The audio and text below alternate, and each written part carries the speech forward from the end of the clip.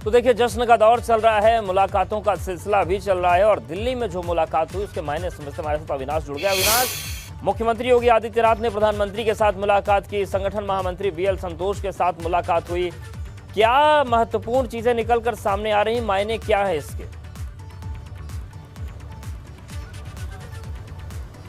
जी देखिए उद्देश्य, अगर बात करें तो इस वक्त मुख्यमंत्री की मुलाकात गृह मंत्री अमित शाह के साथ चल रही है और जिस तरीके से उत्तर प्रदेश में प्रचंड बहुमत मिला है तो कैसे तमाम सारे कार्यक्रम को आगे किया जाए, किस तरीके से मंत्रिमंडल का विस्तार हो और किस तरीके से आगे शपथ ग्रहण का कार्यक्रम हो, इन तमाम सारे चीज़ों को लेकर के यहाँ राय मशविरा हो रहा है। अगर आप देखिए मुलाकात के वक्त को अगर देखिए तो प्रधानमंत्री के साथ 1 घंटे 45 मिनट मुलाकात चली। वहीं पर अगर बात करें तो संगठन महामंत्री बीएल संतोष के साथ 1 घंटे 30 मिनट मुलाकात चली और पार्टी के राष्ट्रीय अध्यक्ष जेपी नड्डा के साथ 1 घंटे मुलाकात चली और अभी गृह मंत्री अमित शाह के साथ पिछले 15 मिनट से मुलाकात चल रही है। तो यहीं से सब समझ में आता है कि उत्तर प्रदेश की राजनीति में जिस तरीके से बीजेपी को प्रचंड बहुमत मिला है, अब आगे किस तरीके से पार्टी को चलाना है, किस तरीके से संगठन को विस्तृत करना है, किस तरीके से नया मंत्रिमंडल बनाना है और किस तरीके से सरकार की तमाम सारी कार्य योजनाओं को लागू करना है, इसको लेकर के तमाम सारे जितने भी बड़े नेता हैं दिल्ली में उनसे मुलाकात हो रही है। चूंकि अगर कल बात करें तो लखनऊ के अंदर भी देर शाम पार्टी की जो राज्य की संगठन इकाई है उसके साथ बैठक हुई थी, जिसमें प्रदेश प्रभारी राधा मोहन सिंह भी मौजूद थे और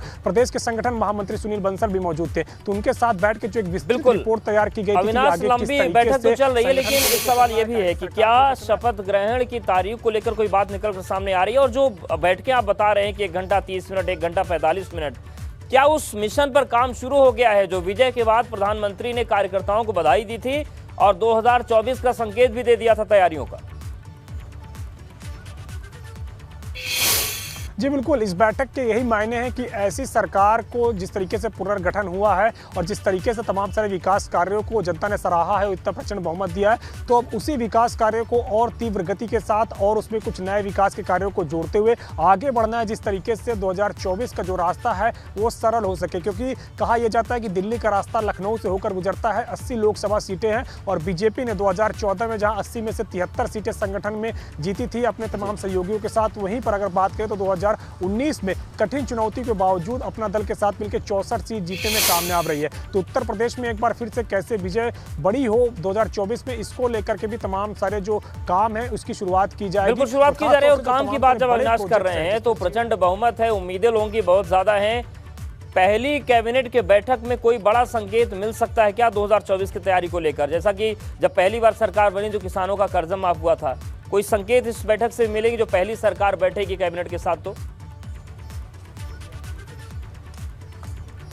जी बिल्कुल, इस बात के पूरी तरीके से संकेत मिलेंगे और जिस तरीके से प्रधानमंत्री नरेंद्र मोदी ने अपनी तमाम सारी रैलियों में किसानों का जिक्र किया है, गरीबों का जिक्र किया है और खासतौर से महिलाओं का जिक्र किया है, तो तमाम सारे संकेत जो प्रधानमंत्री ने अपने रैली में दिए थे उसकी मुहर कहीं ना कहीं पहली कैबिनेट की बैठक में लगेगी। और जिस तरीके से आवारा पशुओं का जो मुद्दा है उत्तर प्रदेश के अंदर, जो चुनाव में भी काफ़ी बड़ा मुद्दा बनाने की कोशिश की गई थी, तो उसके समाधान के लिए भी पहली कैबिनेट में मुहर लग जाएगी, ऐसी हमको जानकारी मिल रही है। और उसी तमाम सारी चीज़ों के लिए यहाँ पे विस्तृत बैठक हो रही है कि किस तरीके से कैबिनेट का स्वरूप रखा जाए, किस तरीके से मंत्रियों को मंत्रिमंडल में शामिल किया जाए और कैसे आगे सरकार अपना एजेंडा तय करे। बिल्कुल, और दौरा कितना लंबा रहेगा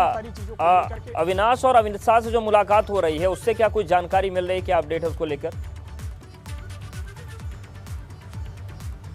देखिए, गृह मंत्री के साथ जो मुलाकात चल रही है, मुख्यमंत्री ने पहुंचकर जिस तरीके से उन्होंने तमाम सारे बड़े नेताओं को शिष्टाचार के तहत धन्यवाद ज्ञापित किया है, आभार व्यक्त किया है उत्तर प्रदेश में प्रचंड बहुमत मिलने के बाद, तो वैसे ही गृह मंत्री को भी शिष्टाचार के तहत यहाँ पे धन्यवाद दिया गया, आभार व्यक्त किया गया। और अब बातचीत हो रही है संगठन को लेकर के, मंत्रिमंडल के स्वरूप को लेकर के, सरकार के किस तरीके से कामकाज रहे जब शपथ ग्रहण समारोह हो जाए, तो इन तमाम सारी चीज़ों को लेकर के अब बैठक चले और विस्तृत बातचीत यहाँ पे होगी। और यहाँ पे अगर बात करें तो मुख्यमंत्री पूरा प्लान तैयार कर रहे हैं कि किस तरीके शपथ ग्रहण समारोह के बाद प्रदेश में जो एक धाक है उत्तर प्रदेश में, खासतौर से जो सीएम की इमेज है उसके तहत कार्य हो, जिससे कि जो तमाम सारी जनता है जो आशान्वित होकर मतदान की है, जिसके अंदर उम्मीदें हैं कि 2022 में जिस तरीके से योगी आदित्यनाथ को दोबारा मुख्यमंत्री बनाया गया है, तो उसमें कहीं ना कहीं वो जो तमाम सारे कार्य रह गए हैं, जो कार्य पूरे करने हैं, तो उसको लेकर के तीव्र गति से काम किया जाए। यही कारण है कि अब आज मुख्यमंत्री तमाम सारे बड़े नेताओं के साथ एक लंबी बैठक कर रहे हैं। बिल्कुल, लंबी बैठक चल रही है और लगातार निगाहें बनी, आप भी निगाहें बनाए रखिएगा। अविनाश, आपका शुक्रिया जानकारी और अपडेट्स को